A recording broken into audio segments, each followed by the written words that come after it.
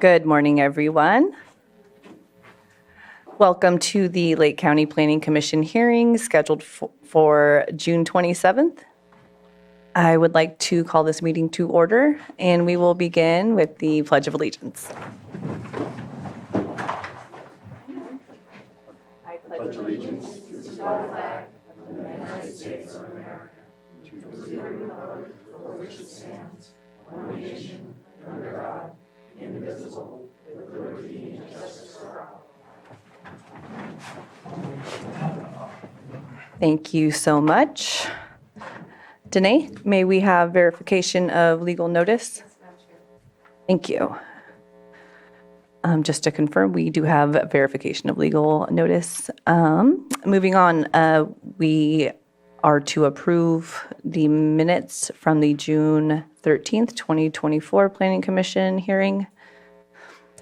Madam Chair, I move to approve the minutes from June 13th, 2024 Planning Commission hearing. Second.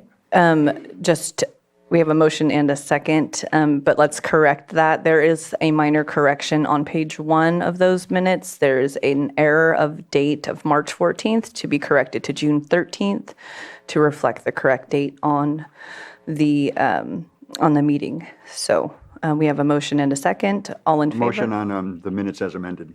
Motion on the minutes as second. amended. I second. Thank you. We have a motion and a second. All in favor? Aye. Aye. All opposed? The approval of the consent agenda carries. Next, we have public input. This would be a chance for anybody from the public wishing to speak on anything that is not listed on the agenda. Madam Chair, we do have one special item today to present. All right, Director Turner, the floor is yours.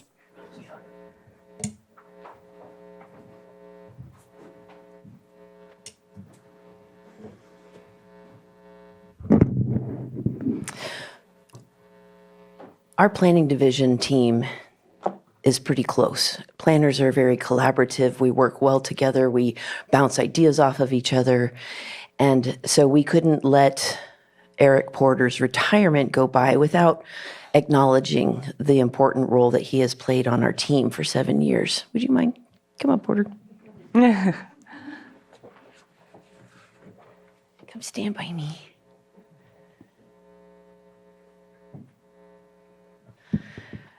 Eric Porter joined the community development team while I was still here as a planner.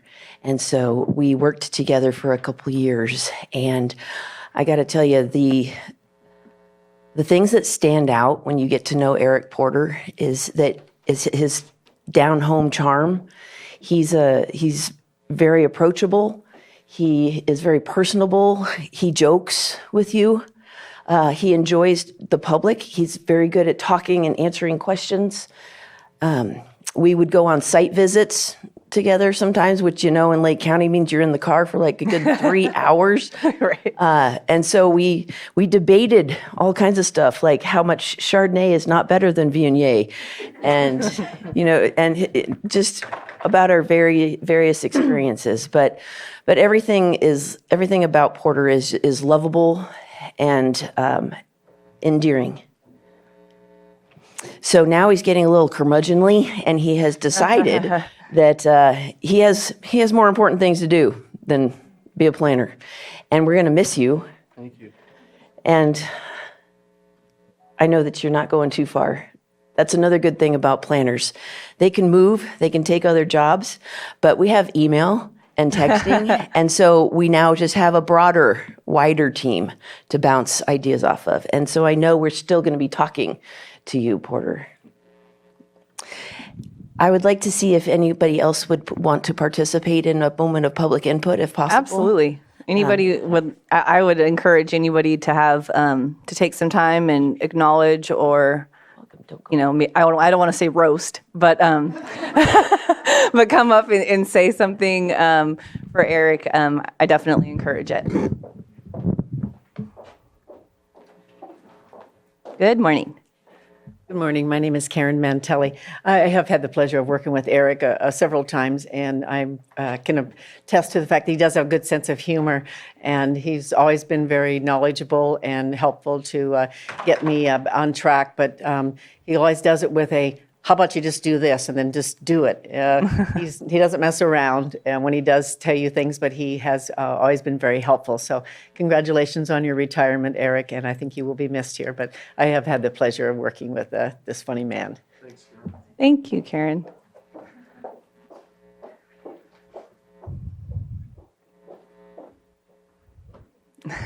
Good morning. Good morning. I'm Rick Tooker. You may have heard the story before, maybe others haven't, but the cycle of life. 35 years ago, I became a planner out of grad school, and I attended, my first job was Carmel by the Sea. And the very first day I started, this gentleman was sitting next to me because it was his very first day as well. I came Small to world. the city 3 years ago, or I'm sorry, to the county, other cities here in Lake County, 3 years ago to work on some projects, and I only ran into you because of sheer coincidence. Wow. I had no idea Eric was here. So again, Cycle of Life, congratulations on your retirement. I retired for all of about 3 months and then got so bored and take up other jobs. Hopefully you're not as dumb as I am, because it's not as fun as retirement. So congratulations to you. Thank you. Anybody else? Thank you. Go for it, Mary. Yeah, absolutely. All right. Good morning, Commissioners. Mary Claiborne, Associate Planner. I started with the Community Development Department a little over 3 years ago as a technician, and there was a lot to learn. And in that amount of time, Eric was my go-to guy. He was the one that taught me how to perform a tribal consultation, how to write a draft initial study, how to adjust conditions of approval that are specific to the project. And without Eric's knowledge and guidance, I wouldn't be the planner that I am today. So thank you, Eric. Wow.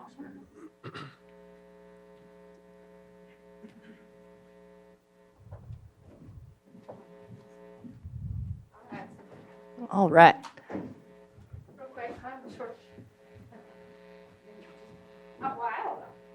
She's just following the lead, yeah.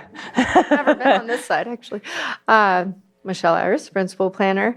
I too started as a planner in 2017, and Porter was here. I think you were hired just before me, or maybe just around the same time. And you know that although I grew up in Ukiah and generally in the area, planning in Lake County was new to me, and Porter was definitely, as well as Mireya as a planner, were two of the people that I shadowed a lot and learned a ton, and they were always welcoming with open arms. But the thing I liked the most about Porter, besides everything else that everyone has already said, is that he's very solution-oriented.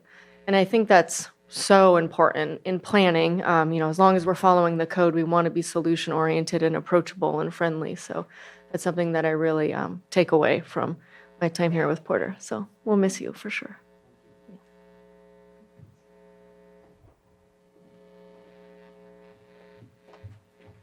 Good morning. Hi, good morning. My name is Trish Turner. I'm an assistant planner with the Community Development Department. Eric, so I started as an office assistant in the Community Development Department. I worked up to planning technician. And when I became a planning technician, I didn't know anything about the zoning ordinance or much about anything. And every time I came to ask Porter, Porter would show me where it's in the code so I can learn the code. And today I can recite the code substantially because of this man right here. And we rode together for 2 years as we commuted to work and stuff like that. And I really got to know you as a person. I didn't want to come up because I'm going to cry. It's okay. Because you're going to be very well missed, Porter. We love you. Anybody else? Do we by chance have any hands in the Zoom room, Sam? I don't want to leave anybody out. We do. Oh, excellent.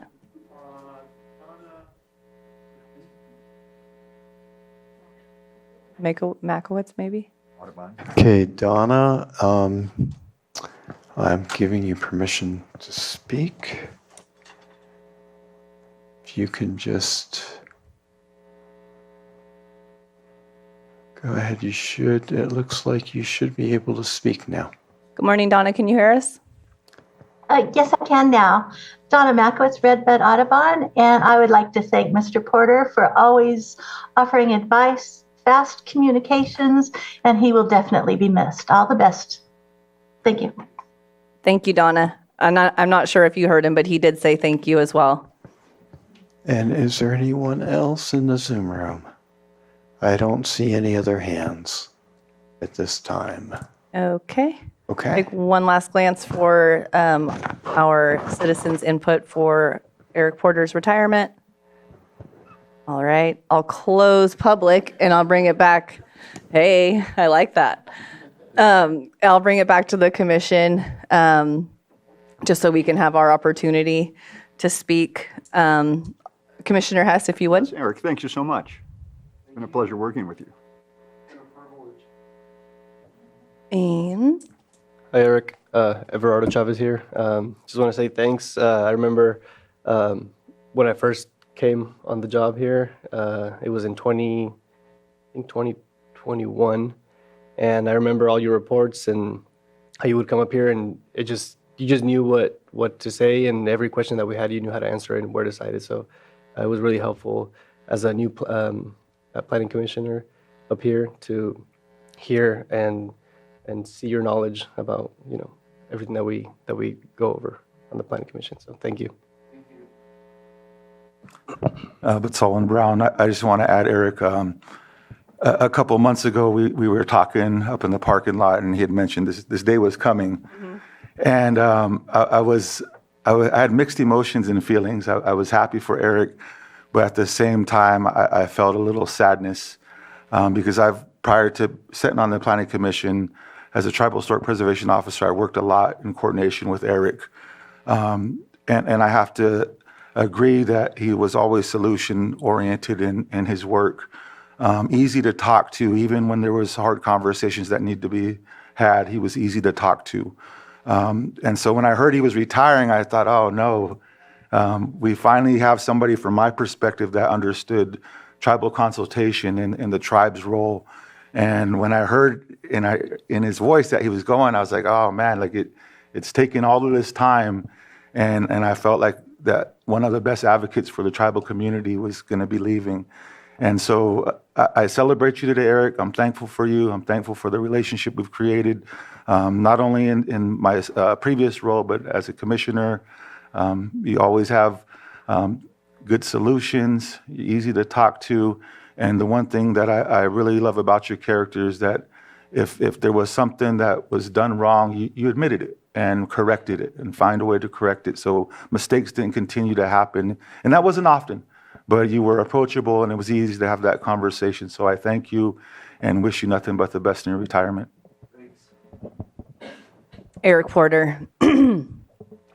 I know I personally appreciate all that you have brought to the Planning Commission since I have been here. I'll echo what Commissioner Chavez has said. Your reports and your presentations were always very detail-oriented, very to the point. I looked forward to your presentations. So thank you for all of that. But what I want to thank you most for is what you've done to the planning department. Look at what the impact that you've had on all of these young individuals.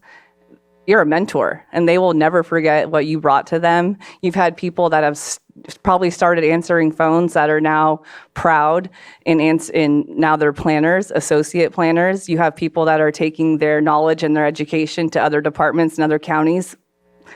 But neither here nor there. That is what good structure is based on. Good leadership, it trickles down, and you will be missed on that note. But your legacy will live on, and they know how to get a hold of you if they have questions. And we appreciate all that you've done. It's been a pleasure. All right, Sam, do you want to get a picture? All right. Anybody who staff, if there's anybody from staff that would like to be a part of the photo with them, I invite you to go ahead and stand with them.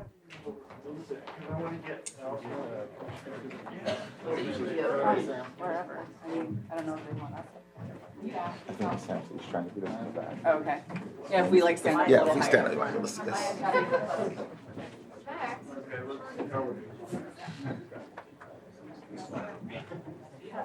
We can be like in the back. Tell us what you want us to do. Should we get up? Can you see us? Should we climb on the desk? You can see us. Can you? If we're closer. Yes.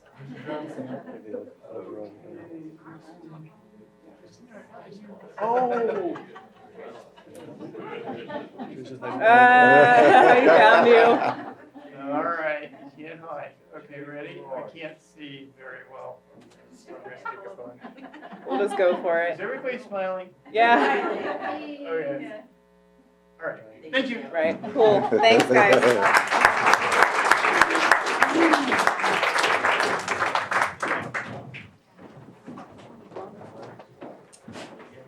I will let everybody shuffle back. Enjoy your day, guys. Thank you so much for coming out. Appreciate you.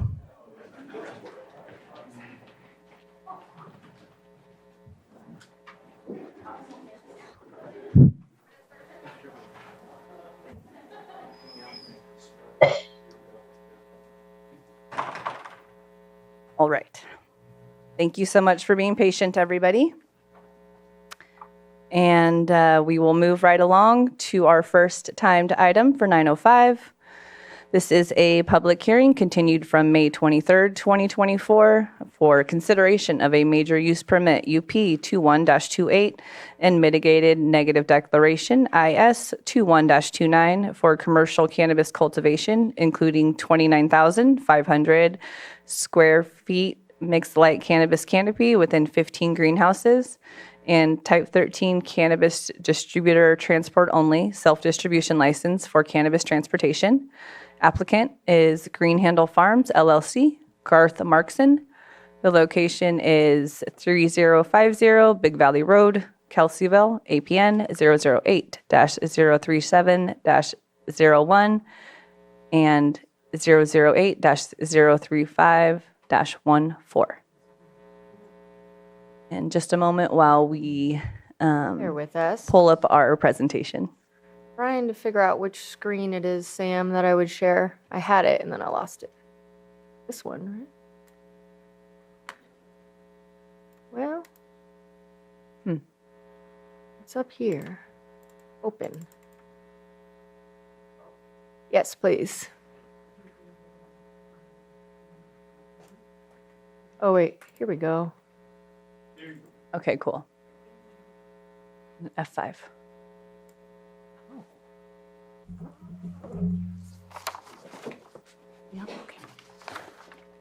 Good morning, Commissioners. My name is Mary Claybon. I'm an Associate Planner with the Planning Division with the Community Development Department. Today, for your consideration, is UP 2128, IS 2129, Green Handle Farms, applicant Garth Markson. There are two things I want to note. The biological assessment has been attached as a green sheet, and there is one proposed change for this project. Staff would like to recommend to strike TCR 3 within the draft ISMND and conditions of approval. The language is specific to tribal monitoring. However, no consultation was requested and staff did not determine monitoring as necessary with the provided documentation within the project. Thank you for that. The applicant and consultant are both present in chambers today. And for today's agenda, we will go over the permit request, the project scope, the site description, project analysis, aspects of interest, cumulative impacts, and recommendations and conditions. The project proposes one A-type 3B license and three A-type 1C licenses for 29,500 square feet of mixed light canopy within greenhouse structures, and a Type 13 distributor transport only self-distribution license. There are two parcels that are utilized for this project, and the combined acreage is 38.85 acres. The site is located approximately 1.5 miles northwest of downtown Kelseyville. The zoning for the location, general plan designation is agriculture, and base zoning is agriculture preserve. This is within the Kelseyville planning area in Supervisorial District 4. The site description, the surrounding areas consist of agricultural lands with a residence located on the eastern parcel. The natural topography of the area is generally flat with up to 5 feet elevation changes across the site. Historical uses of the site include pear orchards, vineyards, and hay operations. The project scope as proposed includes a 30 by 60 metal processing building, 3 30 by 60 greenhouses for immature plant propagation, 15 30 by 100 greenhouses equipped with odor filtration and blackout materials, 3 10 by 10 sheds for security and pesticide chemical storage, 4 parking spaces, 1 being dedicated to ADA compliance. There are interior roadway improvements and existing driveway. It's a gravel driveway with a gate. There are 4 3,000-gallon water tanks proposed. The applicant also proposes an electrical upgrade for the greenhouses and processing facility, as well as a solar array to supplement the power needs for the project. There is also a 6-foot perimeter fencing around the cultivation area and a backup generator for emergency use only. Existing uses on the site include 1 irrigation well, 2 residential wells, permitted septic system, a residence, residential accessory structures, a residential swimming pool, a horse corral, chicken coop, and the locking access gate. The project analysis and regulations reviewed for compliance include the Lake County General Plan, the Kelseyville Area Plan, the Lake County Zoning Ordinance, and California State Regulations. Within the Lake County General Plan, the following were used to identify any policies that may be particular of interest for the project. That includes Chapter 3, Land Use, Chapter 7, Health and Safety, Chapter 8, Noise, and Chapter 11, Water Resources. There are no conflicting policies within the general plan. However, there are no specific policies addressing commercial cannabis cultivation in the general plan. The Kelseyville Area Plan was analyzed. Staff found multiple policies and goals specific to the project. Cultivation of cannabis is not an incompatible use, as the local area is primarily agriculture. The applicant is required to adhere to the State Water Resources Quality Control Board's general order, requiring runoff to be retained on-site, mitigating any off-site downstream drainage impacts. The security plan for the project was reviewed to meet the requirements of the Lake County Zoning Ordinance by the Lake County Sheriff's Office, and agency comments are attached to the staff report.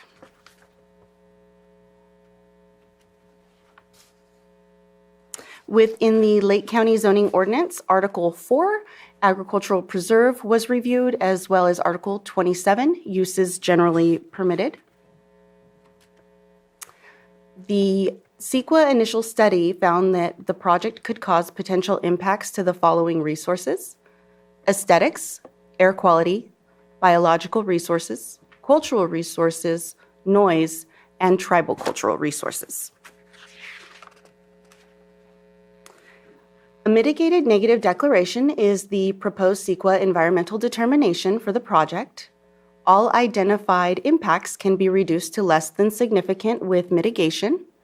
Public comment for this project period occurred from May 18th, 2023 to June 19th, 2023, and these mitigations are outlined in the staff report, attachments 2, draft conditions of approval, and attachment 4, draft initial study.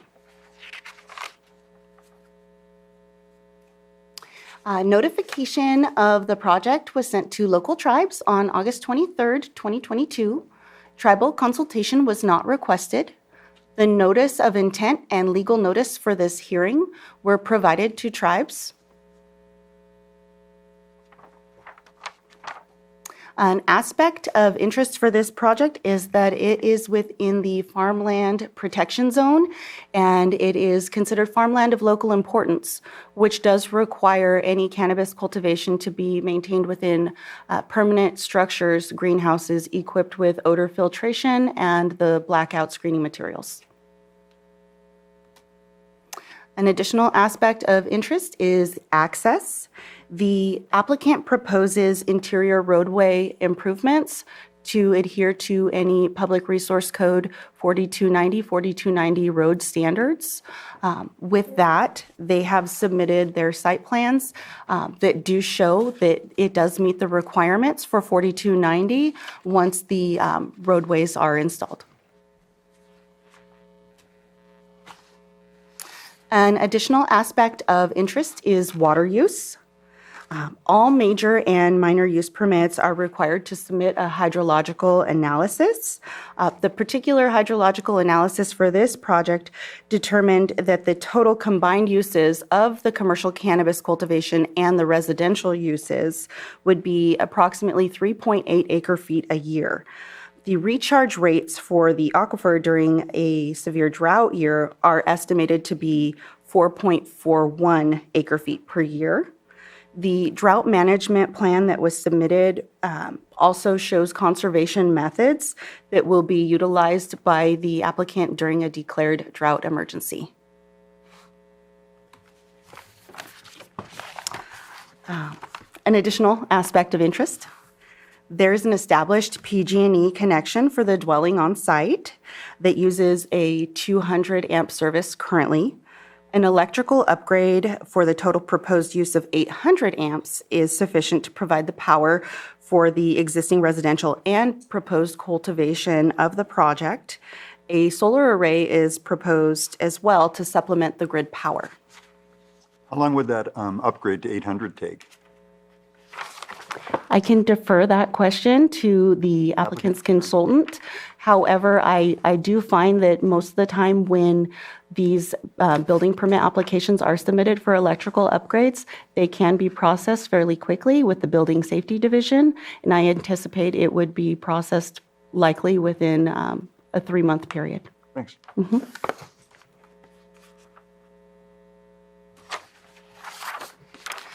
Cumulative impacts for the project. Within 1 mile of the proposed project, there are 2 pending and 2 approved projects. And within 3 miles of the proposed project, there are 9 pending and 14 approved projects. The environmental recommendations for this project are to adopt mitigated negative declaration initial study IS 2129 for use permit 2128 with the findings found in the staff report. Major use permit recommendations, approve use permit UP 2128 with the proposed conditions of approval and with the findings found in the staff report with the request to strike TCR 3 from the project. All right. That concludes my presentation. I'm available for questions and commentary. Excellent. Thank you, Mary. Do any commissioners have questions for staff before we open it up to the public? I just have a quick question regarding the communication with U.S. Army Corps. Is there a permit being sought through that agency, or is that just their comment? No, that's a standard comment that had been received. There is not any proposal for a lake stream bed alteration. Okay, thank you. Was early activation granted for this property? This site did not have early activation because it's within the farmland protection zone and it does require to be in permanent greenhouse structures. Early activation, when it was an allowable use, was for outdoor cultivation only. Thank you. And I saw on the biological resources assessment, I forget which page it was talking about, but it spoke about inundation or saturation of the soil in regards to wetlands.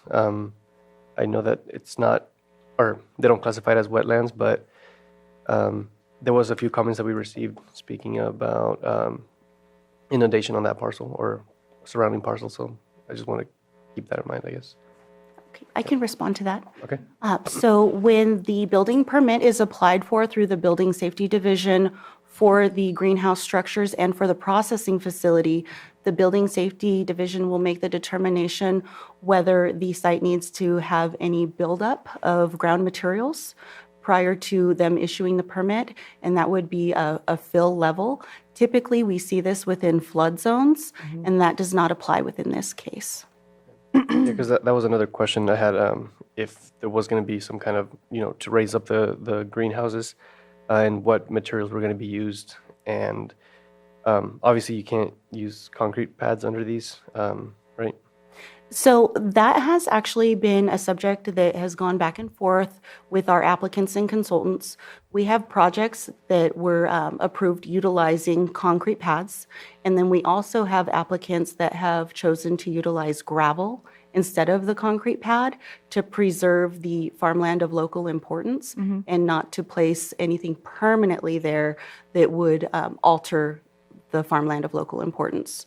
So at this time, within the current zoning ordinance, doesn't specify whether concrete materials are sufficient or whether it should be gravel. But at this time, the applicant is proposing gravel. Okay, yeah, because, that's good that they are proposing gravel, but the fact that the ordinance allows for concrete pads to be used in APZ, it's kind of, you want to preserve it, but at the same time, you're allowing concrete pads, so. I understand, and I can defer to county council for that. Okay, thank you. I'll wait till after the. I agree with your comment, though. Yeah, absolutely.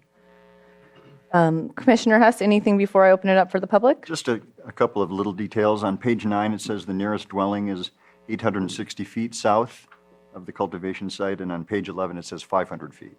So originally, the project had gone through different planners, and staff analyzed the project separately and found that there was a closer dwelling, so I incorporated that into the staff So report. that's the 500? Yes, that's correct.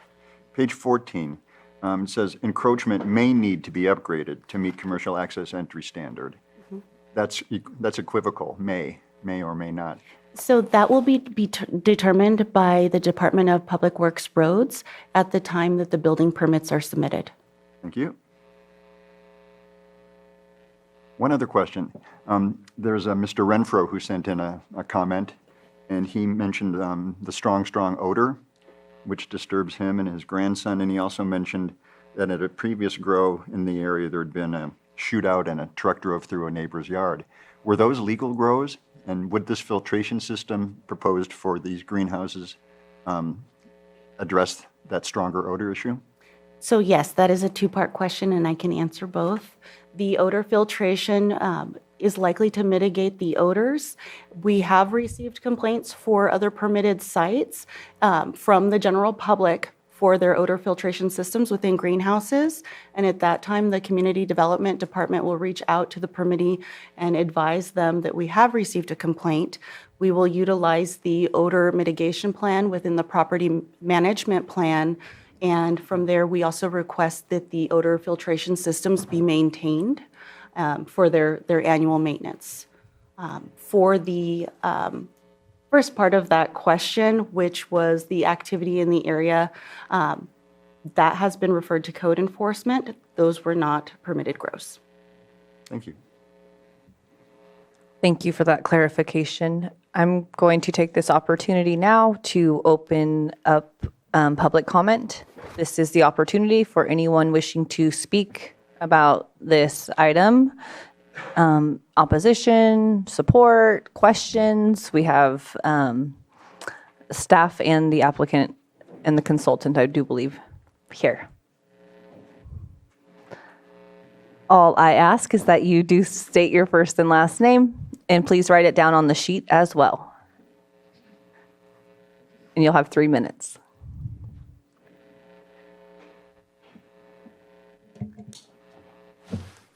There we do not have anyone in the Zoom at this point with their raised hand. Thank you, Sam. I will check back with you here shortly.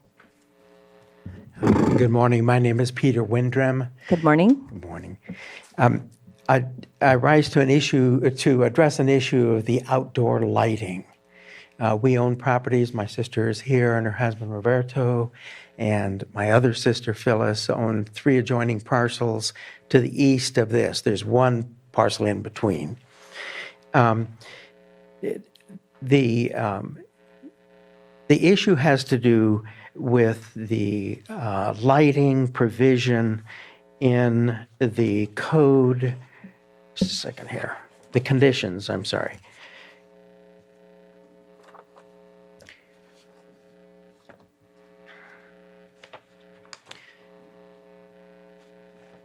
The conditions of approval, and that is under aesthetics, section B, and subsection B2.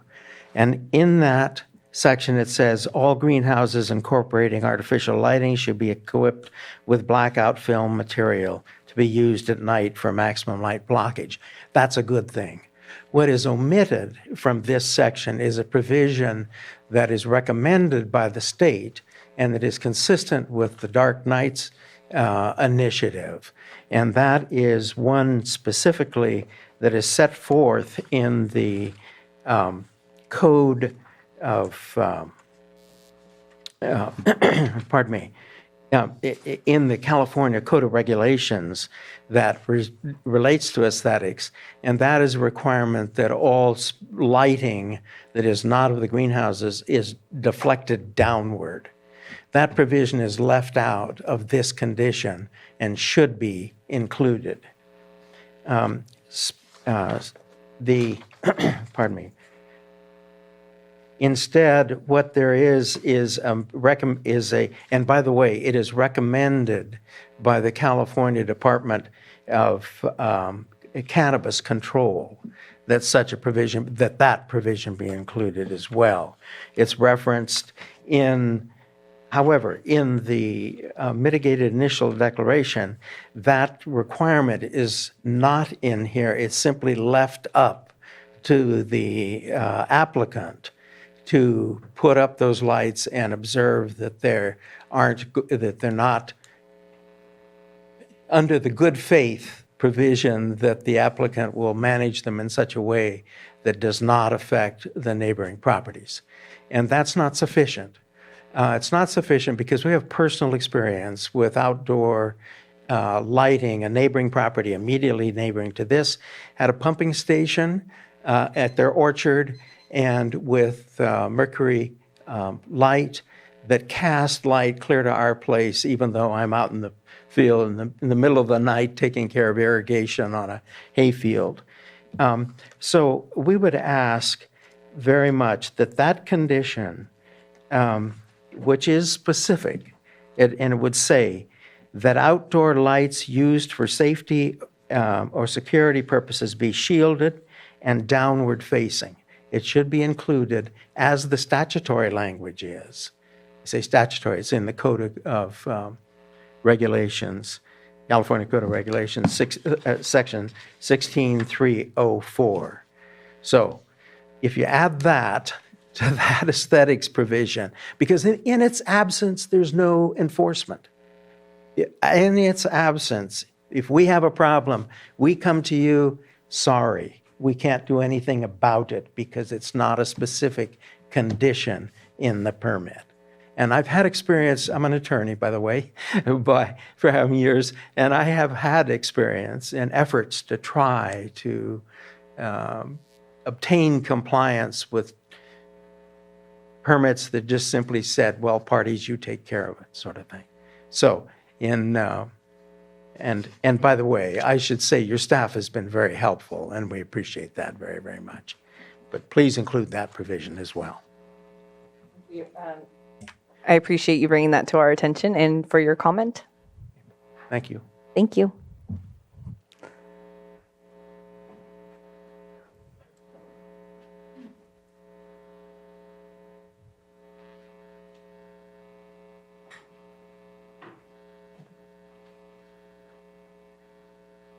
before you start, staff, did you, would you like to kind of compile all of the questions and concerns and then address them all at once? Okay.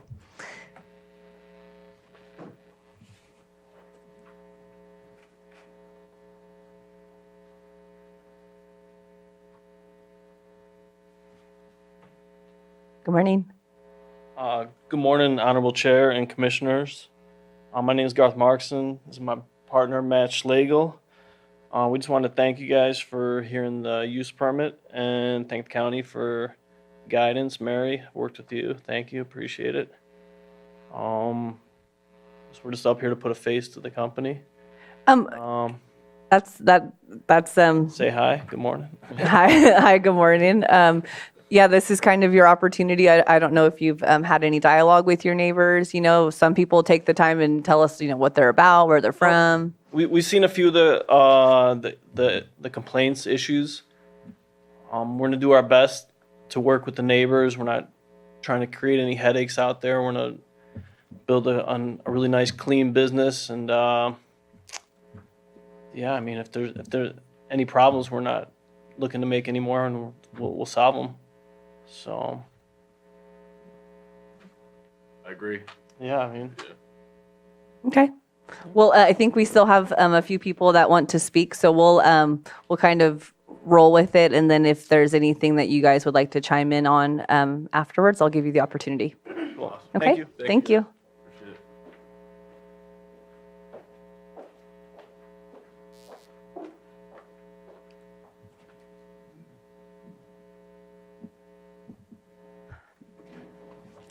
Good morning, Madam Chair and Commissioners. My name is Karen Mantelli. I am here to speak in support of not only this project, but also my applicants who have been committed here for the last 3+ years and waiting out this use permit application and process. So, and as the staff report, did state, and the presentation did indicate, the project does respect the Lake County zoning ordinance, and as my clients, did say, anything that does need to be taken care of will be addressed.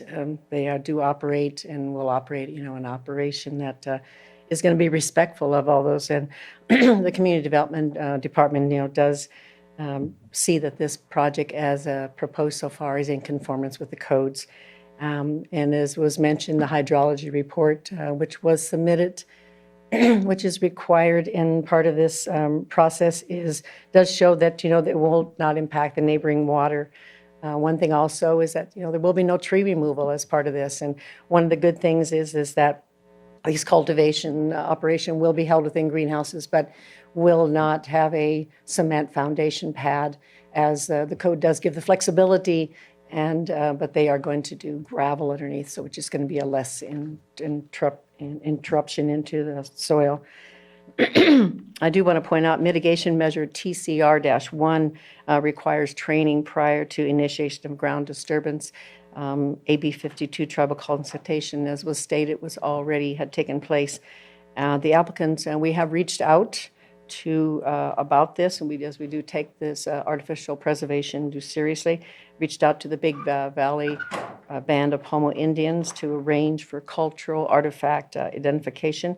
Have had communication with Sarah Ryan about this, and she responded to our request and informed her that the project team will be working with her to initiate that training to set that up. So I request that the commission follow staff's direction and adopt the mitigated negative declaration, and also approve the use permit UP 2128.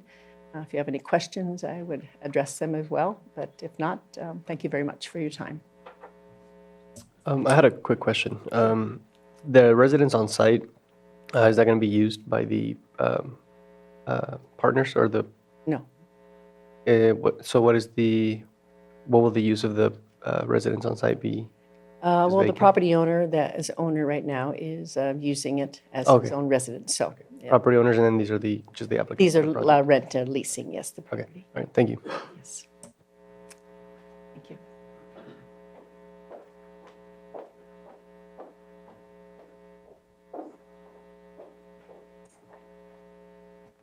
Good morning. Good morning. I am not an attorney, and it will be obvious when I speak.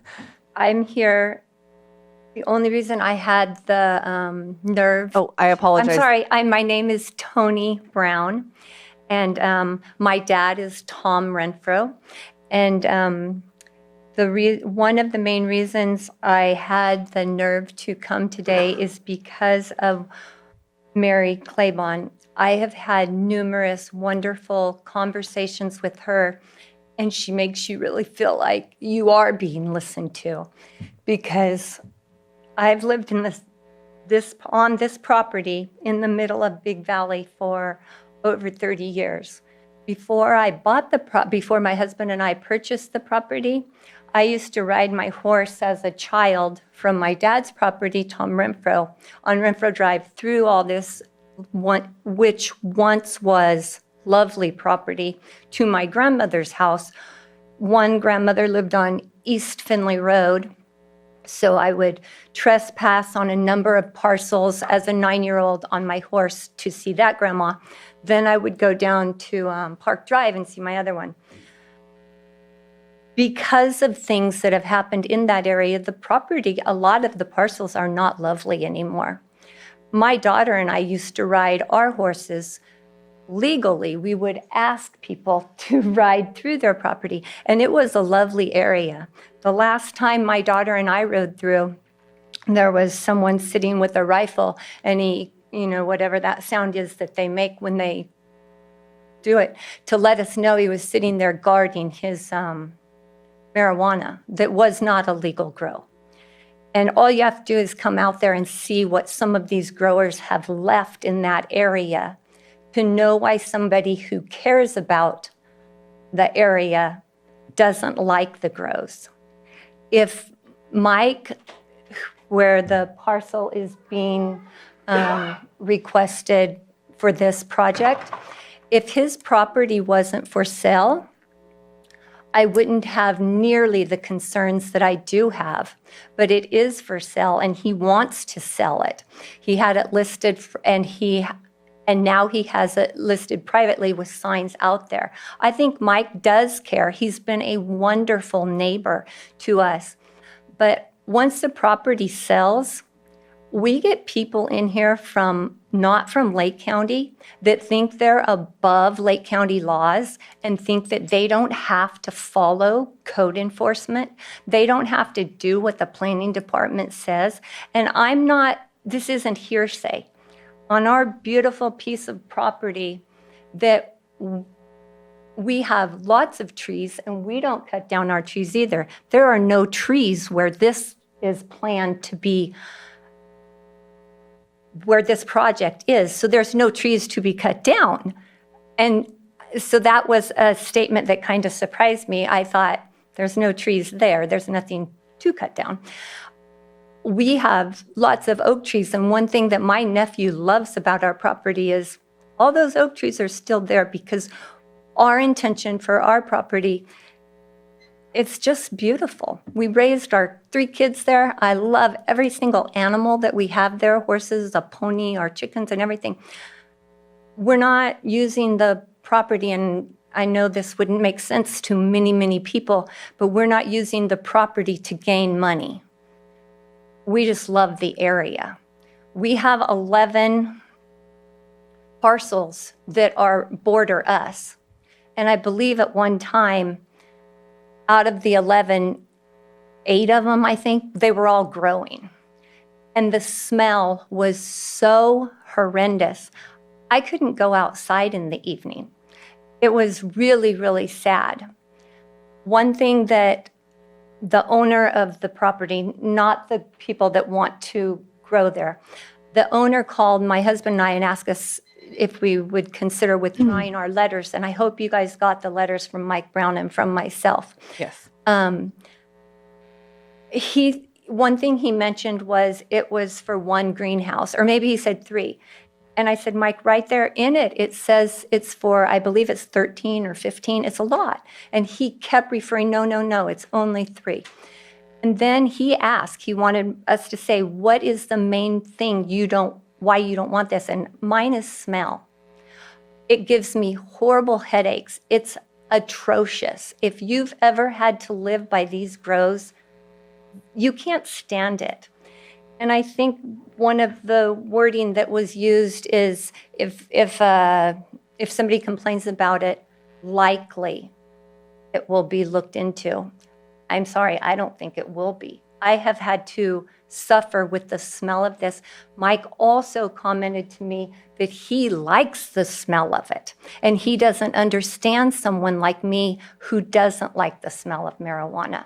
I think it's worse than a skunk smell, a freshly killed skunk smell. The marijuana is much worse than that when you're right near a grill where we have been surrounded. I'm not trying to. Yes, is Yes, my but 5 minutes up? No. You're Okay. working on it, but your 3 minutes is up. But if I just want you to make just to kind of ground up just conclude Okay, your you bet. comments, please. Yep.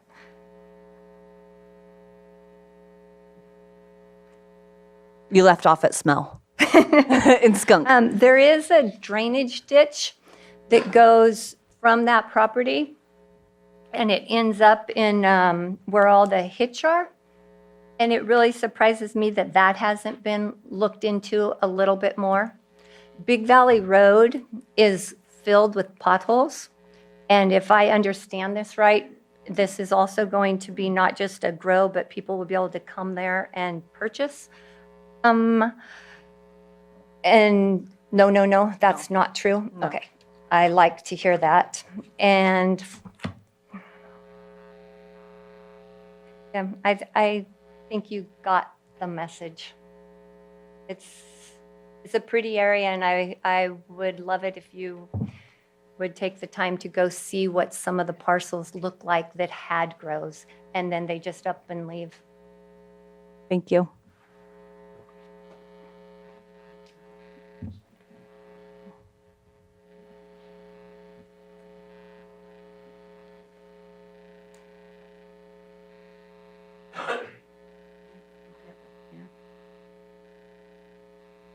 Hi, I'm Susan Lozano and morning. Peter's sister, Peter Windrum's sister, and we live east of this property, and there's been neighbors behind us adjacent to this property that have had, I imagine it's an illegal grow, I don't know, but it has a very strong criminal element feeling to it because of stories of people who've had to interact with the grower and the mess that there is there. Many vehicles. I don't know if they're stolen vehicles or what, but it's a dumping ground as well as just a huge mess in the back. And I don't know, it's associated with marijuana grows, which is what they're doing. But I would like to see there be a provision that when this project goes bust, that it gets cleaned up. It's not just dumped, not just abandoned like the piece right next to it has been. And also along that road that Tony was talking about is an incredible amount of potholes, and the county has filled in a little bit of them, but then a big part of it isn't. And we always drive that way when we come to Lakeport. But I would suggest that the county has, if they approve this, they need to recognize there's going to be much more traffic on the road, and the roads are falling apart there. And also the lighting, I want to reiterate that the lighting is incredibly intrusive because it affects the wildlife, the owls, everything. And we don't need a mini city in the back of our property. Okay, that's what I wanted to say. Thank you for sharing your comment with us. Hey, Sam, is there anybody in the Zoom room with their hand raised? Okay. We still have public comment open in chambers if anyone wishes to speak. Okay. I will close public comment, and I'll bring it back to the commission to to kind of discuss, and we'll sift through some of our concerns that I know a few of us jotted down. I know, I'm sure staff also jotted down a few things. A couple of things that I know I will just throw out there, and then you guys can kind of answer. I know a major thing was the downward lighting, so I know you guys will respond to that. The downward facing, the dark sky regulation, the gravel road, or the gravel down on the, instead of the concrete pads, using gravel. If we were going to clean that up in any type of condition of approval, I think that would be important. And then we've talked about this multiple times, not just on this project, but definitely the abandonment of projects and the way that things have been left. I know it is a very big concern and situation that not only community development is taking on, but also code enforcement. It is very high on their list because it is a follow through that we are making sure it's part of our figure 8. Commissioner Hess or anyone else want to add to the comments that we could have staff kind of clarify? Not add to, but on the question of, it's page 13, glare and heat. Perhaps this could be incorporated into a condition of approval as Mr. Wintram suggested. All exterior lighting accessory to any use shall be hooded, shielded, or opaque. No unobstructed beam of light shall be directed beyond any exterior lot line. That's pretty much standard language, but he's right that it's not included in the actual condition. Thank you for that. Commissioner Brown, anything to add or any concerns for staff? No, I think the kind of theme I've been hearing, and this is not just specific to this area, but in general when it comes to, and not understanding if it's legal, permitted grows that are leaving the environmental issues that are happening, but that's something I've been hearing over and over in the community. And one thing that I know we don't get is in terms of cumulative impact, if that's happening around these current sites. If there are abandoned grows that haven't been cleaned up, that needs to definitely, I think, be included for us to understand, because if we're going to continue to issue permits in areas that are being impacted negatively by abandoned grows, then that's something we need to consider when it comes to land use and how it's impacting the land. A lot of the stories I know of this valley, it has changed in the last 150 years, and it doesn't seem to be improving the environment. And so sometimes when we're talking about environmental conditions, we're not considering what the land once looked like. And so to hear some of the community talk about the oak trees and the way the land, and they value the land is important. And so I do take those comments and I hear them.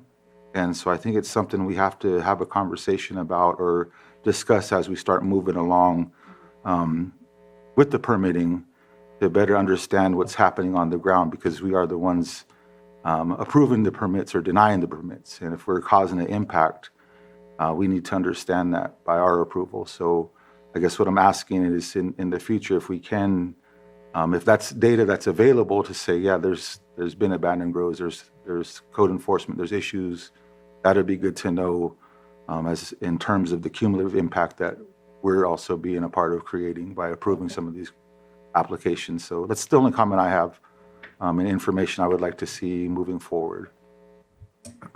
Yeah, I'd like to kind of go off of that same comment from Commissioner Brown regarding cumulative impact. I know that we do cumulative impact based on projects that have been approved or are pending. And then that's what I'm guessing the hydrology reports are based off as well, how many projects around the area are using how much of the aquifer. But obviously the illegal grows are not taken into that consideration. So the good thing about having, somebody that wants to come in here and apply for a permit is that they're trying to do it the right way. Also, the difference between hoop houses and greenhouses are that these greenhouses have to be engineered. They're not going to look, that's based on opinion, how they look. But the ones that everyone seems to be talking about are the hoop houses with the plastic, and they're just left there to rot. They collapse, and it just looks really nasty in the neighborhood. Obviously, with this project, because it has to go through all these steps, and they have the county watching over them, they can't allow it to become a dump. That's one of the things that I've noticed in a lot of people that come and give their concerns, and they're valid concerns because this is their neighborhoods, and this is what they're going to see when they're living there. So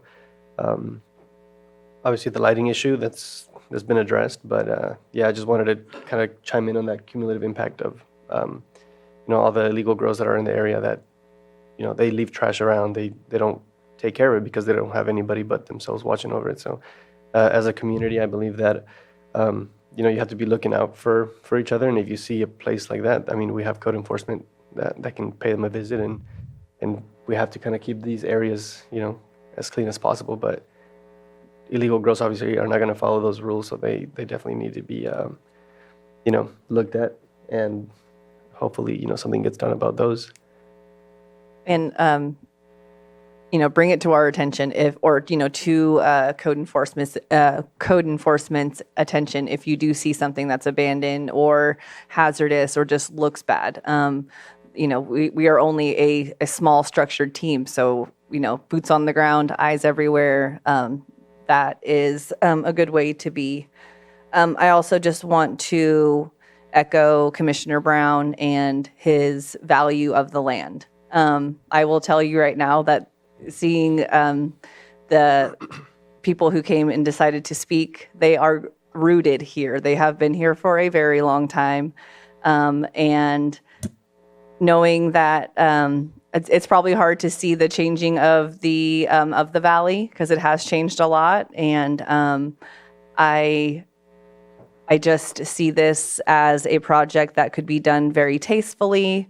It's set back off of that road. The road, yes, I understand, is it's very bumpy, wavy. It's not in good condition at all, so that should be brought up. Not saying that it's the applicant's issue with the road, but it is in very dire need of some attention. What I was trying to say was that this is it is not an illegal grow. So when the applicant and everybody has to go through all of these, the permitting process, it is done so that it is ran and done very well. So I feel that staff has addressed most of the concerns that the public has, and that everything could kind of be taken care of that way. I don't have any further comments. Could I tack on a thought about please. Cumulative effects? We are charged with considering cumulative effects in some ways, and we always get a very handy part of the report that shows radius and all of that.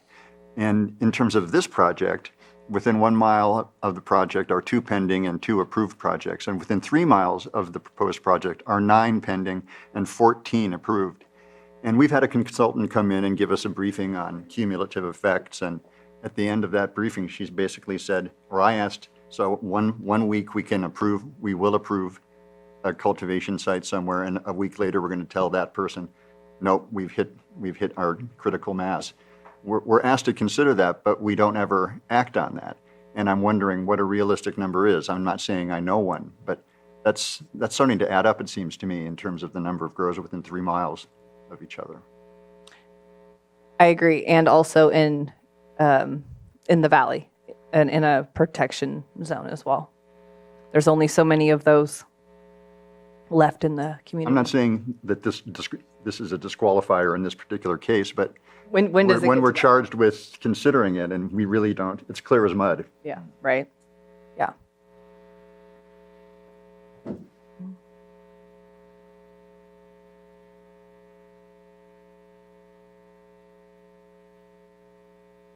I'm just looking for either further discussion or motion, or if staff wants to kind of give us what they've concluded based on our concerns. I'd like some feedback about the lighting language. Yeah.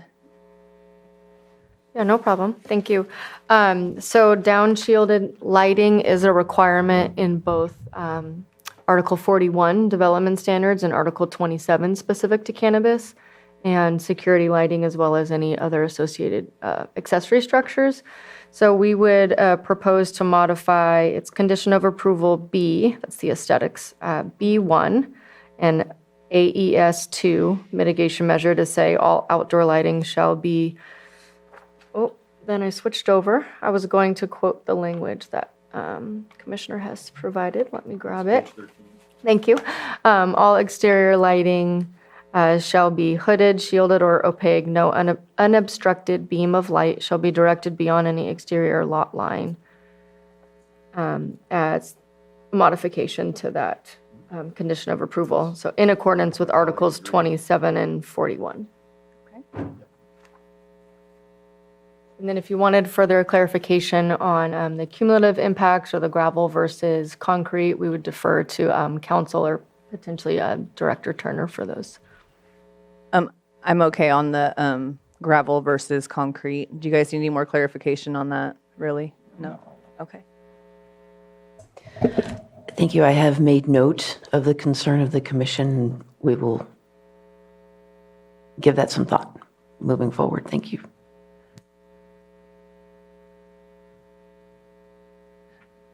This might be just a random question. Never mind. It's irrelevant. I'm gonna strike it and sit on it for a minute. So we're looking for either further discussion or motion. I'm prepared to make a motion if there's no further comments from the commission. I have no further comments. All right. Do you have any other concerns? No, I have no further comments. I move that the Planning Commission adopt mitigated negative declaration IS 21-29 for Green Handle Farms on property located at 3050 Big Valley Road, Kelseyville, APNs 008-037-01 and 008-035-14 with the findings listed in the staff report dated June 27th, 2024, and as amended today. Second? Second. Okay, we have a motion and a second from Commissioner Hess. All in favor? Aye. Aye. All opposed? Motion carries. I move that the Planning Commission approve major use permit UP 21-28 for Green Handle Farms on property located at 3050 Big Valley Road, Kelseyville, APN 008-037-01 and 008-035-14 with the findings listed in the staff report dated June 27th, 2024, and as amended today, if there was amendments on that. Motion and a second. All in favor? Aye. All opposed? Motion carries. Please note that the applicant or any interested person is reminded that the zoning ordinance provides for a 7-calendar day appeal period. If there is a disagreement with the Planning Commission's decision, an appeal to the Board of Supervisors may be filed. The appropriate forms and applicable fee must be submitted prior to 5 p.m. on or before the 7-calendar day following the Planning Commission's final determination. You guys doing okay? Need a break? I'm fine. All right, we will move on to our next timed item.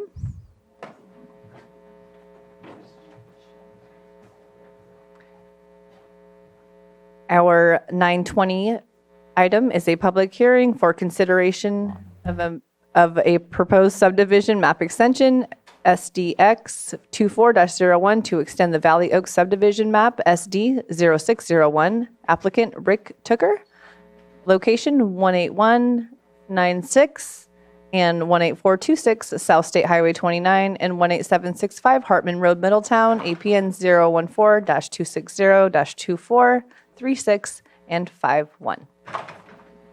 Just a moment. If we can continue any type of conversation out of chambers, we would appreciate it. Our meeting has to continue. Thank you.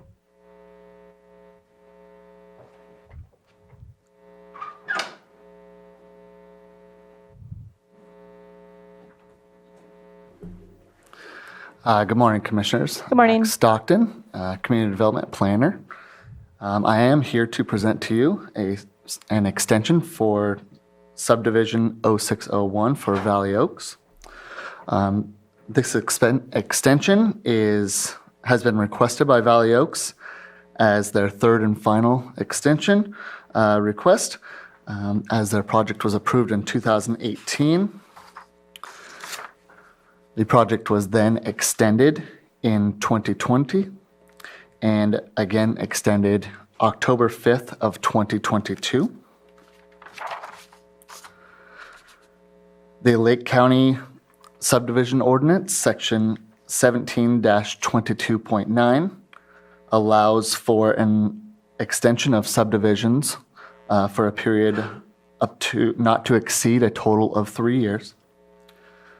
But the California Government Code, Section 66452.6, subsection E, allows for an extension of no greater than 6 years. The aforementioned section of Government Code is in reference to allow the proposed subdivision extension beyond the county's 3-year allowable extension for a total of 6 years. As you've heard, Valley Oaks has been through many changes and many requests.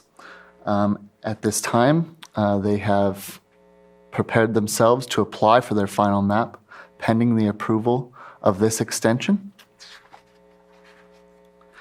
And staff would like to recommend that the Planning Commission recommend that the Board of Supervisors approve this third and final extension of subdivision SD 0601 for a period of 2 years with the findings found in the staff report. As an aside, we did receive many comments from the agencies, and many of those could be addressed with the concept that these applicants are not requesting any further development at this time. This is simply to extend their time frame to allow them to file the final map. And then I would just add, and then at that point, when the map is filed and the future development would occur, then all of the conditions of approval and requirements that the agencies and departments, as well as the original conditions note, would be implied. Yeah. Okay. And that concludes my presentation. Thank you. Any questions, comments before I open it up for the public? I have no questions, Okay. but I am glad this day is here for the sake of planning staff and for the applicant. I know. We've seen it on our plate a few times, Hess. I know that for sure. Any comments before we open it up for public comment? Okay. I will officially open up public comment. This gives anybody the opportunity to go ahead and speak on this item. Good morning. Good morning again. Rick Tooker. I'm a planning consultant for an applicant for the ownership Valley Oaks partners. I think context is important, right? Because we have seen this before. I mentioned earlier, I've been here at the county for nearly 3 years, two months short of 3 years. And I was brought on board essentially for one thing only, which was to establish a final map that created a lot that served the grocery outlet store and two adjacent lots. And we submitted, I don't even know if Andrew's with the county anymore. Wonderful young man. He really helped us. I met him in October of 2021, and we submitted our application for that final map in November of 2021. It's a crazy time. Took about 6 months. Mireya, I don't even believe, was back on board here. We were assigned a planner 6 months later. No contact for a period of 6 months. At the time, then once we did meet with Mr. Porter, and I got to connect back up with him again, it took us some time to get through the process. The reason being is, you remember in 2020 when Grocery Outlet was approved, the Planning Commission accepted it essentially a one-off, which was to connect Grocery Outlet through the Hartman connection rather than the fourth leg of the roundabout.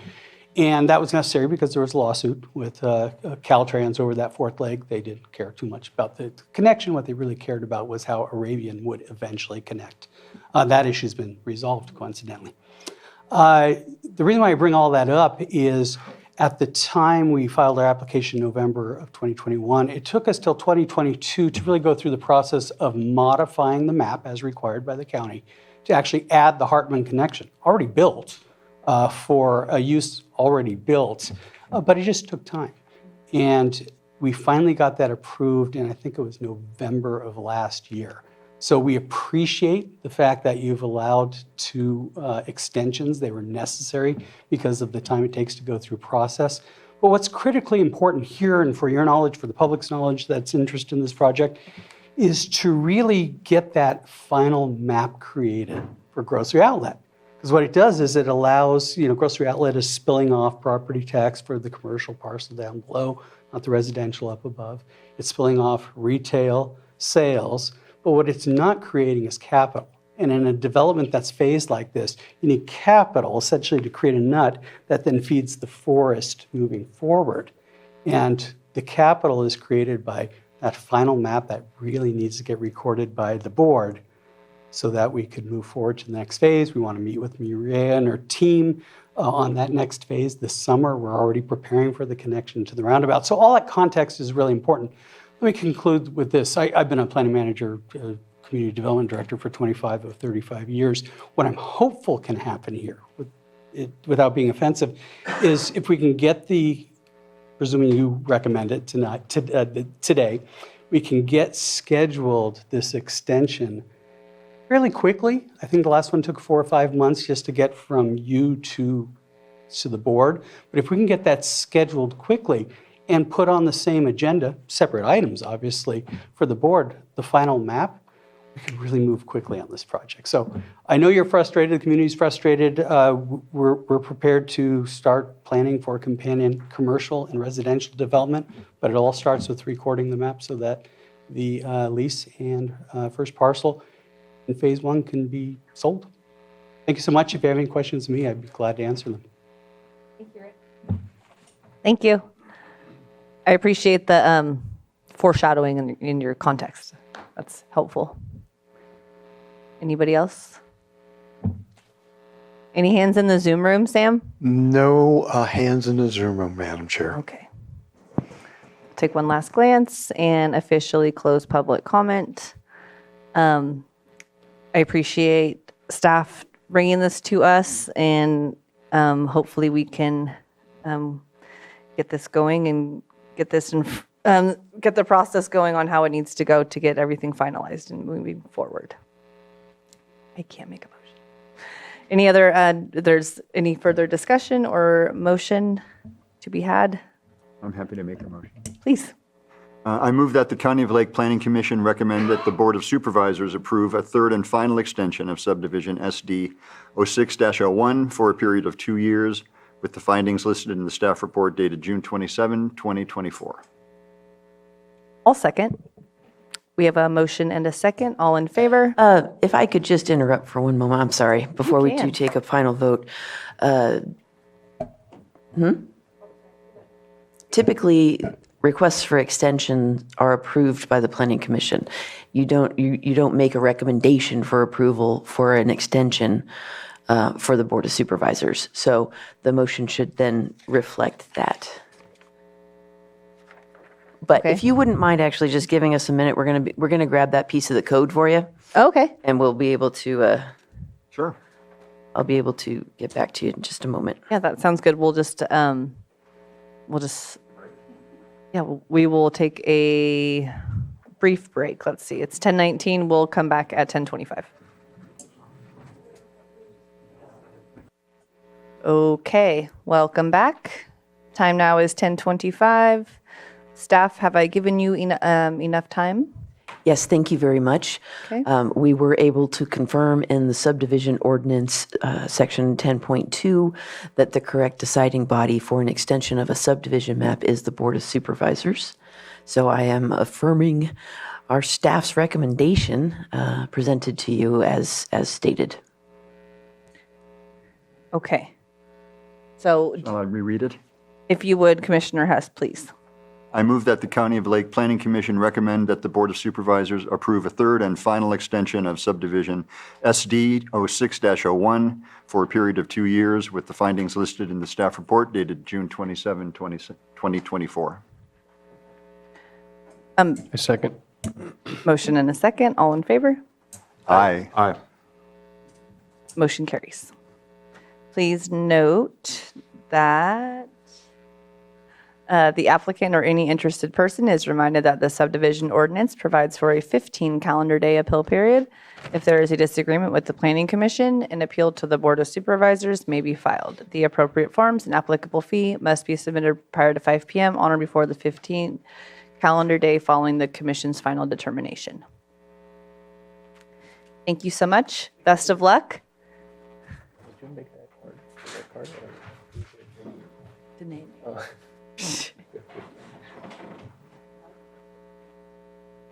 Next item is our timed item for 9:35, public hearing for consideration of major use permit UP 20-31 and mitigated negative declaration IS 20-38 for A-type 3 medium outdoor commercial cannabis cultivation, including 43,472 square feet outdoor cannabis canopy and Type 13 cannabis distributor transport only self-distribution license for cannabis transportation.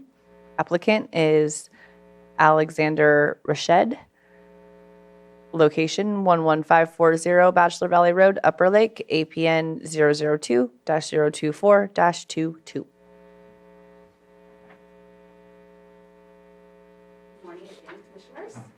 Good morning. Excellent. Today for your consideration is major use permit UP 2031 and initial study mitigated negative declaration IS 2038 for Flying O LLC. The applicant Alexander Rashid is present in chambers today. There was a green sheet item that was received for tribal comment.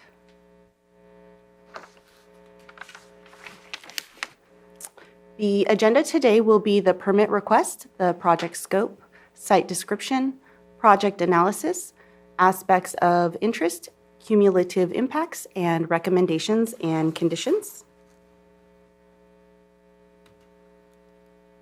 The project proposes one A-type 3 outdoor grow for 43,472 square feet of outdoor canopy and a Type 13 distributor transport only self-distribution license. The acreage is approximately 238 acres. The site is located 5 miles northwest of downtown Upper Lake. The general plan designation for the site is Rural Lands Resource Conservation. The base zoning is Agricultural Preserve District. This is within the Upper Lake Nice planning area in Supervisorial District 3. The site and surrounding area consists of rural lands and agricultural uses. The natural topography of the area is generally flat. There is a Class 2 watercourse and associated riparian corridor traversing the parcel. Historical land uses include cattle grazing, early activation of this major use permit identified as EA 2037 for cannabis cultivation, and infrastructure for cultivation was established during early activation. So with that, the project operated under early activation in 2020. The proposed cultivation would occur within the EA footprint. The infrastructure required for the cultivation project is present and existing on site. The residential structures on the parcel are not included in the proposal and would not be utilized for the operation of the project. As proposed, the applicant is proposing 43,472 square feet of outdoor commercial cannabis canopy within the previously disturbed area from early activation. Existing uses include a cabin, a residence, garage, septic system, groundwater well, 24-foot security gate, interior roadway improvements, a loading zone, 4 Connex shipping containers, 1 10 by 10 security shed, 1 10 by 10 pesticide fertilizer chemical shed, 8 2,500 gallon water tanks, 20 by 20 soil storage containment area with perimeter fencing, and a 6-foot perimeter fence around the cultivation area.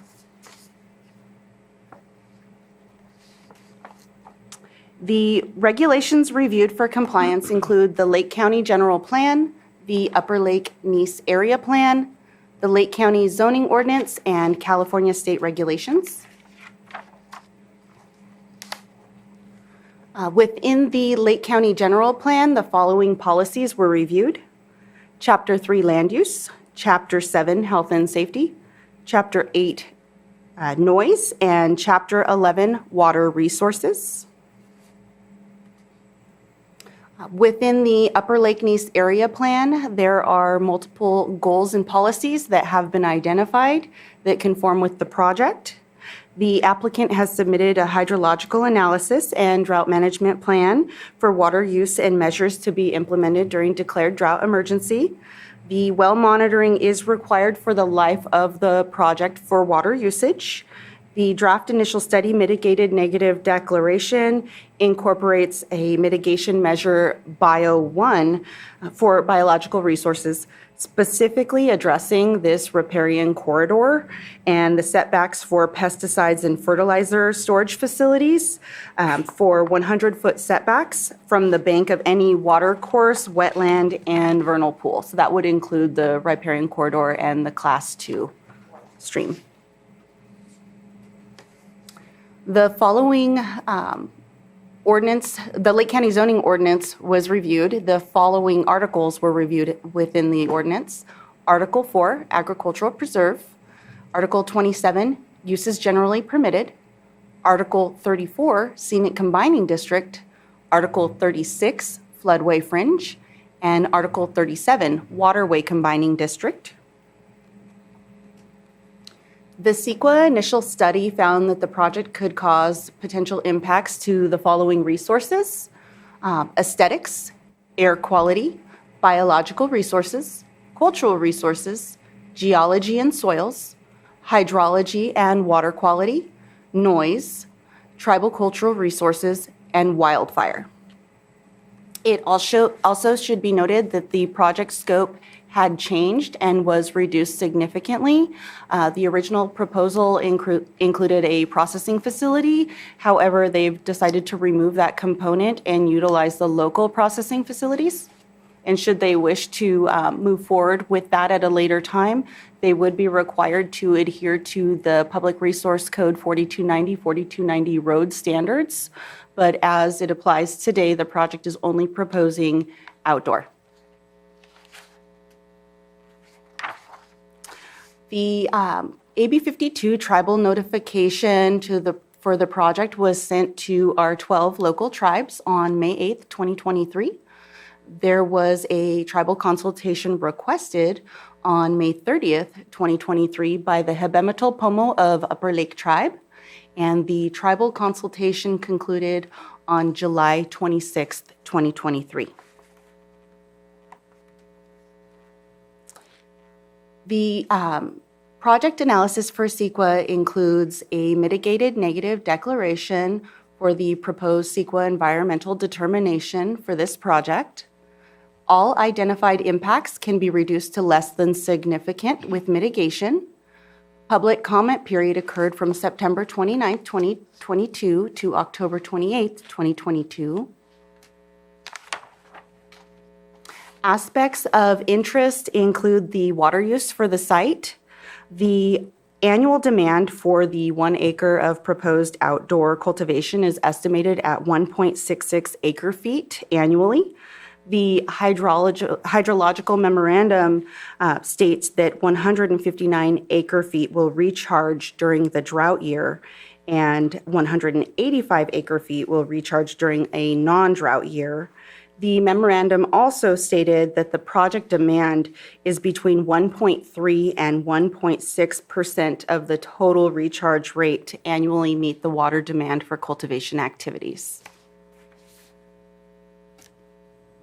An additional aspect of interest is the water course and crossing on site. There is an intermittent Class 2 water course that flows through the project property from the northwest to southwest.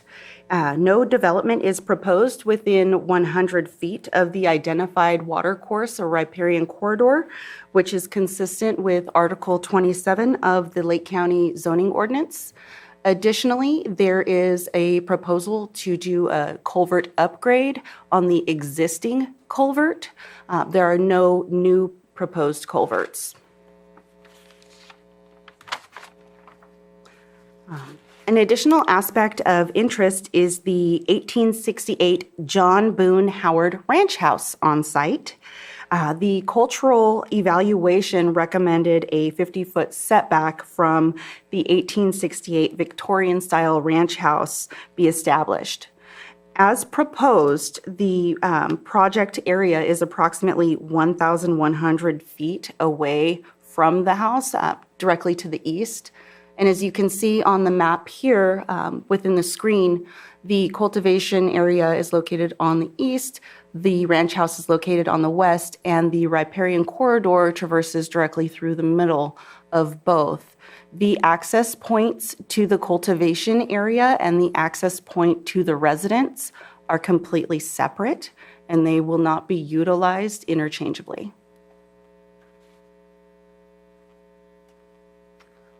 Cumulative impacts for this area.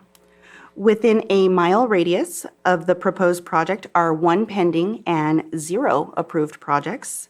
Within a 3-mile radius, there are 2 pending and 8 approved projects. The environmental recommendation is to adopt mitigated negative declaration and IS 20-38 for use permit 20-31 with the findings found in the staff report. The major use permit recommendations are to approve use permit 20-31 with the proposed conditions of approval and with the findings found in the staff report. That concludes my presentation, and I'm available for questions and commentary. Thank you so much. Any questions for staff? I had a question about the LSA agreement with CDFW. What was the conclusion of the improvements, and what did CDFW have to say? So the lake stream bed alteration agreement is in accordance with CDFW, and there will be an LSAA agreement determined based on the proposal. The project does need to be approved before they can apply and move forward with the lake stream bed alteration agreement. However, it is working on the existing culvert, and no new culverts are proposed. So before they can apply for the, it would depend on the approval of the project if they were going to follow through with it, right? Okay, thank you. Any other questions or Yeah, I comments? just had a quick question regarding the 1868 structure. Is there any specific reason why this site is not formally listed as a state historical register site? So there is not a particular reason as to why it's not listed. I believe that would be up to the owner to make that determination to move forward with the request to list it as a designated historical location. And so part of the background that was done in the cultural resource evaluation, this is what's being cited in terms of the history. So that was looked at. Okay, great. Thank you.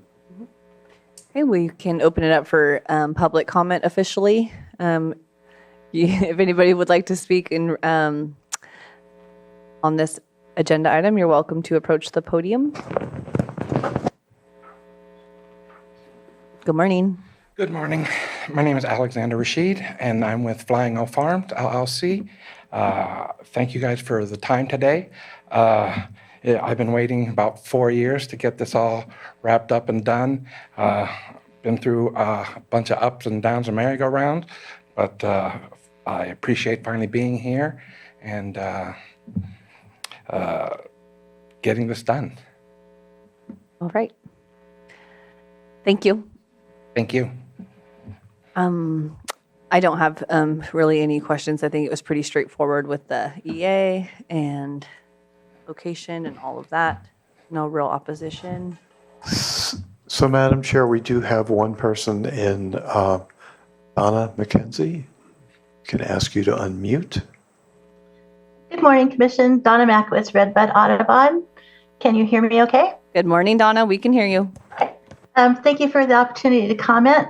I'd like to mention the draft initial study on page 18 under discussion part A is misleading. The biological assessment states it's on none of the sensitive animal species on site at the visit January 21, 2020, and I assume this is because of the time of year and rainfall conditions. Last month, I visited Bachelor Valley Road 1.2 miles away and found the area rich in bird and rodent diversity. I documented 39 species in an hour, and there were nesting birds on the ground, in trees, in cavities of trees, and nest boxes. And there were 2 species of bats. If biological assessments were done in spring and fall, reports could shed light on what really is on site and how projects would affect the wildlife. And then I found it encouraging on page 3, post-construction, it said there would be no use of chemical pesticides, rodenticides, and herbicides. And that's great because there is a large amount of rodent population, which feeds the large owl population. And it also stated vegetative waste will be chipped and spread within the cultivation areas. And although considered organic, the waste, like the root ball, stalks, leaves, stems, can't be tilled back into the soil. So I just wondered, will the buildup be a fire hazard? And also stated the other waste material will be bagged and sold to biomass engineers. And I searched the internet for a company, Biomass Engineers, and could not find it. And I just thought that was interesting. We have no objections directly to the permitting of this project with the mitigation measures. Thank you very much. As always, Donna, we appreciate your knowledge and your comments. Anybody else in the Zoom room, Sam? Thank you. Did either of you want to maybe answer her question on the waste management question on the root balls and things that can't be, are you planning on burning them or? We'll take it to the waste management that is in Clear Lake that takes cannabis related items for those root balls and things that cannot be recycled. Okay. Thank you for that. And Sam, there is no other hands, correct? All right, I'm going to go ahead and close public comment and bring it back to the commission for a decision or motion. Thank or you. Just a discussion or motion. Can't talk today. I have no further questions. Alrighty, I think we're in agreement with that, Commissioner Hess. I'm prepared to make a motion. Okay. I move that the Planning Commission find that the potential impacts associated with this project can be mitigated to less than significant through the implementation of the Mitigated Negative Declaration, IS 20-38, submitted by Flying O LLC, Alexander Rashid, for property located at 11540 Bachelor Valley Road, Upper Lake, APN 002-024-22, will not have a significant effect on the environment, and that the Planning Commission adopt initial study, IS 20-38, with the findings listed in the staff report dated June 27th, 2024. A second. Motion and a second by Commissioner Brown. All in favor? Aye. Aye. All opposed? Motion carries. I move that the Planning Commission find that the major use permit UP 20-31 applied for by Flying O LLC, Alexander Rashid, on property located at 11540 Bachelor Valley Road, Upper Lake, APN 002-024-22, does meet the requirements of Section 51.4 and Article 27 of the Lake County Zoning Ordinance, and that the major use permit be granted based on the findings and subject to the conditions included in the staff report dated June 27, 2024. Second. Motion and a second. All in favor? Aye. All opposed? Motion carries. Thank you so much. The applicant or any interested person is reminded that the zoning ordinance provides for a 7-calendar-day appeal period. If there is a disagreement with the Planning Commission's decision, an appeal to the Board of Supervisors may be filed. The appropriate forms and applicable fee must be submitted prior to 5 p.m. on or before the 7th calendar day following the Planning Commission's final determination. Thank you so much. Thank you so much. You're welcome. All righty. Okay, that concludes our timed items today. I will look to Director Turner for any non-timed items or department updates. We have no non-timed items, so I'm happy to give you the department update. This past week, or last week, the Board of Supervisors did approve our fiscal year 24-25 budget for the department.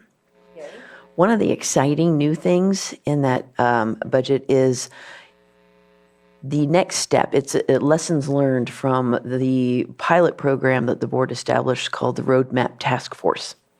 This was a focus and fiscal support of 2 code enforcement officers and 2 sheriff deputies to spend a lot of time in the Clear Lake Oaks community to see what sort of a difference that type of focused attention could have on a gateway community such as Clear Lake Oaks.